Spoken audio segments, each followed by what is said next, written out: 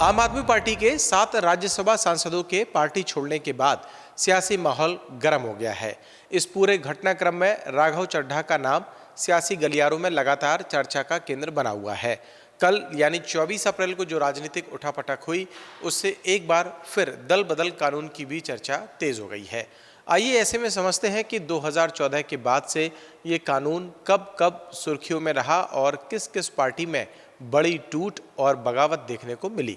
दरअसल 2014 के बाद से देश की राजनीति में कई बार ऐसी परिस्थितियां बनी जब सरकारें हिल गईं या यूं कहें पार्टियों में फूट पड़ गई और नेताओं के पाला बदलने से सियासी समीकरण पूरी तरह बदल गए।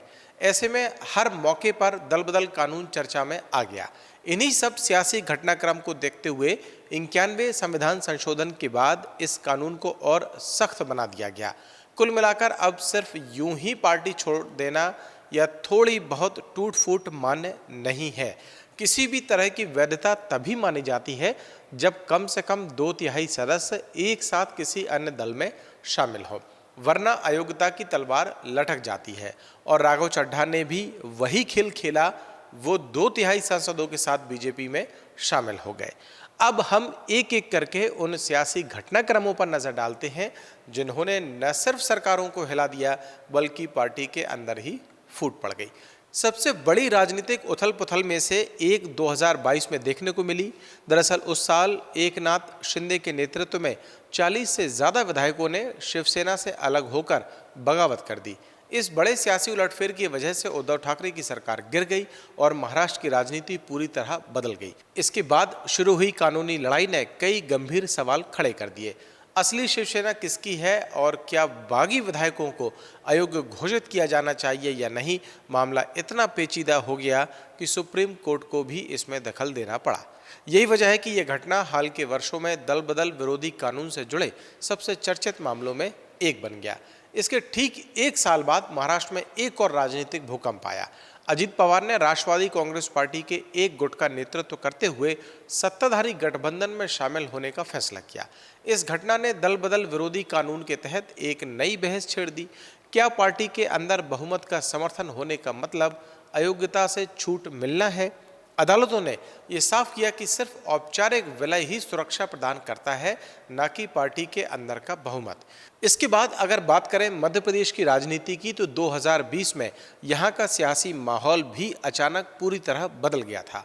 उस वक्त ज्योतिरादित्य सिंधिया ने अपने 22 समर्थक विधायकों के साथ कांग्रेस का साथ छोड़ दिया, लेकिन दिलचस्प बात यह रही कि उन्होंने सीधे सीधे दल बदल नहीं किया, बल्कि सभी विधायकों ने अपने अपने पदों से इस्तीफा दे दिया।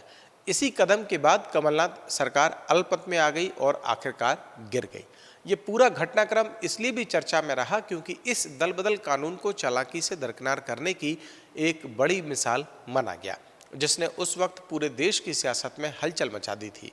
2019 में कर्नाटक की राजनीति ने भी ऐसा मोड़ लिया था जिसने पूरे देश का ध्यान खींच लिया। उस वक्त कांग्रेस और जेडीएस के कुल 17 विधायकों ने एक साथ इस्तीफा देकर बड़ा सियासी झटका दे दिया था। इस घटनाक्रम के बाद एचडी कुमारस्वामी के नेतृत्व वाली गठबंधन सरकार अल्पमत में आ गई और आखिरकार गिर गई। मामला यही नहीं रुका, स्पीकर ने इन सभी विधायकों को अयोग्य घोषित भी कर दिया, लेकिन बाद में सुप्रीम कोर्ट ने इस पर अहम दखल देते हुए उन्हें फिर से चुनाव लड़ने की अनुमति दे दी, जिससे ये पूरा मामला दल बदल कानून और राजनीतिक रणनीति दोनों के लिहाज से काफ़ी चर्चित बन गया। अगर इसी सिलसिले को आगे बढ़ाएं तो कर्नाटक के बाद गोवा की राजनीति भी कम दिलचस्प नहीं रही। गोवा में 2019 और फिर 2022 में ऐसे दो बड़े सियासी मौके देखने को मिले जब कांग्रेस के विधायकों के बड़े समूह ने 2/3 के नियम का फायदा उठाते हुए बीजेपी का दामन थाम लिया और अयोग्यता से बच गए। यानी कागजी तौर पर यह दल बदल नहीं माना गया, लेकिन सियासी तस्वीर पूरी तरह बदल गई। इसी तरह मणिपुर, तेलंगाना और आंध्र प्रदेश जैसे राज्यों में भी दल बदल के मामलों पर फैसले लेने में स्पीकरों की देरी कई बार विवाद में घिर गई। हालात ऐसे बने कि फिर अदालतों को बीच में आकर दखल देना पड़ा। इन तमाम सियासी घटनाक्रमों को देखकर अब बड़ा सवाल यही खड़ा होता है, क्या दल बदल विरोधी कानून वाकई राजनीतिक स्थिरता की गारंटी दे पाया है या फिर समय के साथ नेता और पार्टियां इसकी धार को अपने हिसाब से मोड़ने का तरीका ढूंढ ही लेती हैं। आपकी इस स्टोरी पर या इस विषय पर क्या राय है, हमें कमेंट सेक्शन में जाके ज़रूर बताएं और ऐसे ही इंटरेस्टिंग स्टोरीज के लिए बने रहे द प्रेस हिंदी के साथ। नमस्कार।